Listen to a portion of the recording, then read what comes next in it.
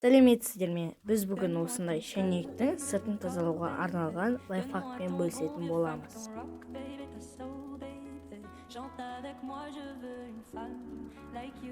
Ең алдымен бізге осындай Пемолюкс деген сода керек болады. Енді оны барлық жеріне тигізіп сеуіп шығамыз.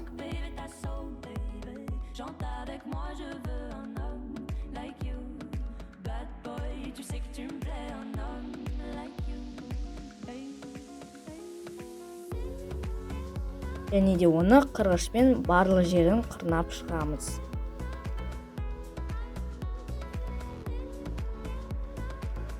Және оның сыртын сумен жақсылап шайып шығамыз. Міне біздің шәйнегіміз осындай болып тазарып шығады. Енді видео ұнаса біздің арнамызға жазылып, лайк басып, комментарий жазып кетіңіздер.